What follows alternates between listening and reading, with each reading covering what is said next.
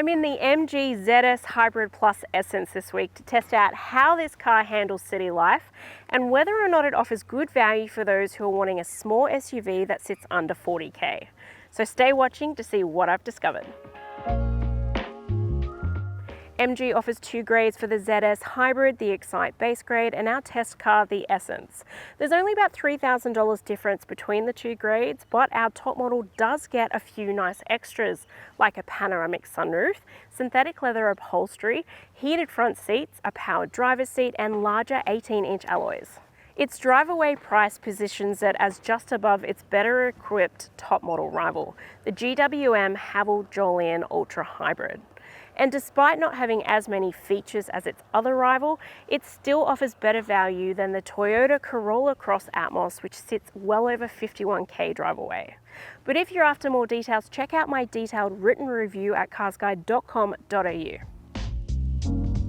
The ZS is an unassuming small SUV that sort of blends in on the road. It's not as innovative or as interesting as some of its rivals when it comes to design, but it's also more traditional looking, and that's certainly going to appeal to a lot of people.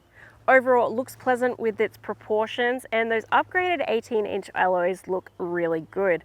I also like that you get a wide selection of paintwork colors to choose from for this model. The cabin has black synthetic leather upholstery that feels nice underhand.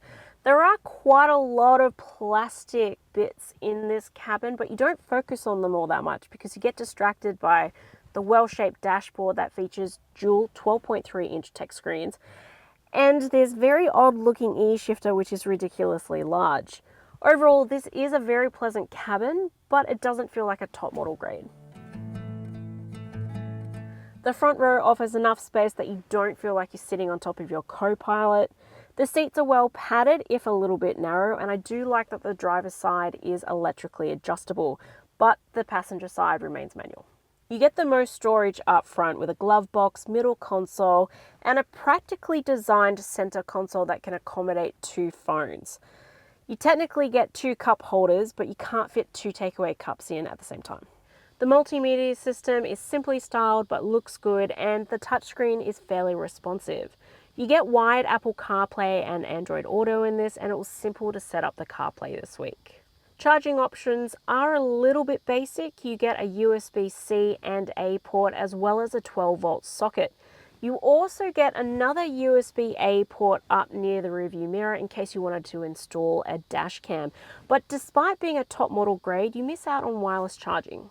The space in the back row isn't too bad for a small SUV. I have plenty of it, but I'm only 168 centimeters tall, and a taller individual might not find as much comfort, especially not on a longer trip, because you will miss not having an armrest in this row.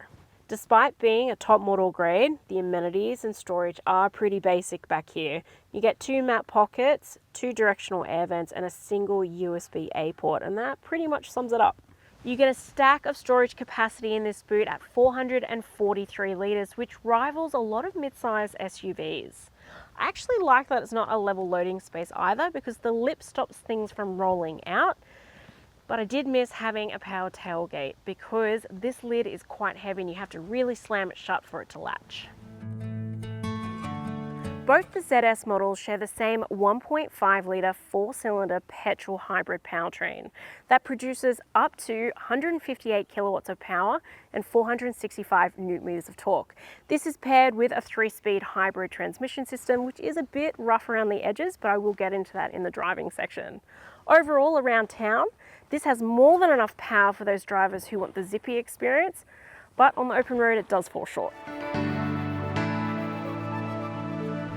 The ZS Hybrid has a low official combined fuel cycle figure of just 4.7 litres per 100 kilometres.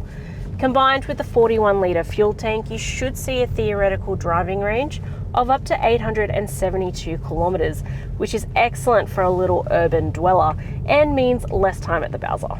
I am super impressed with the fuel usage overall. I did one long road trip this week, but mostly city CBD driving, and my real world usage has popped out at 4.9 litres, which is a really great result.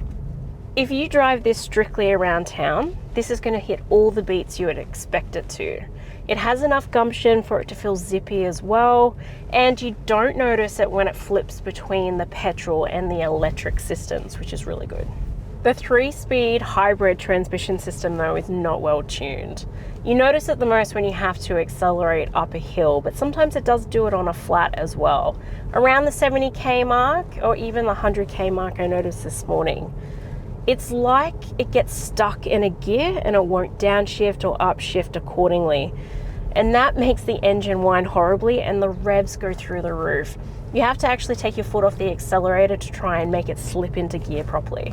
The visibility all around is pretty good. Pillars aren't too wide and the windows are pretty big. The little attachment that the rear view mirror sits on does sit a bit lower. Doesn't bother me with my driving position, but it might if you're taller. Ride comfort's not too bad. The suspension is on the firmer side, but it's not harsh. Road noise does creep in though, and it can become like it's a passenger in itself, but mostly just when you're at higher speeds. I had to park in one of those rat warren multi-story car parks this week.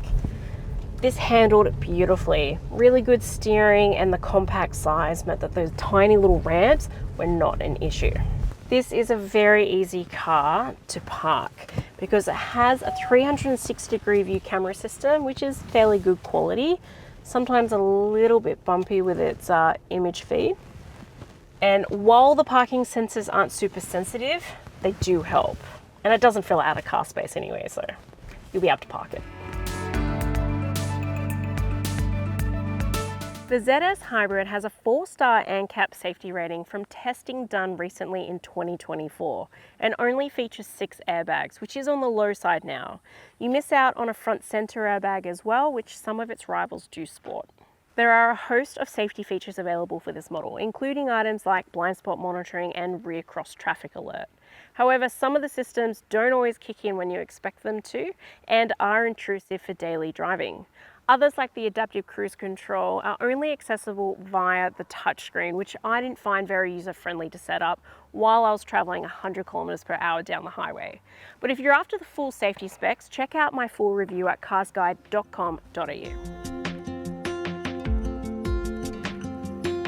MG offers the ZS with its new 10-year or up to 250,000 kilometer warranty, and that also covers the electric battery, which is class leading, and ups the value of this little SUV considerably. You also get a 5-year servicing program where services average just $246, which is very competitive. Servicing intervals are also reasonable at every 15,000 Ks or 12 months, whichever occurs first. The MG ZS Hybrid Plus Essence doesn't always get it right, but it does tick enough boxes that it's easy to see why this is such a popular small SUV. The excellent ongoing costs offer great value for those who are wanting an A to B sort of car, and urban dwellers will love the no-fuss experience you get when you come to park it or drive it in the city, and that's why it gets the score that's on your screen now.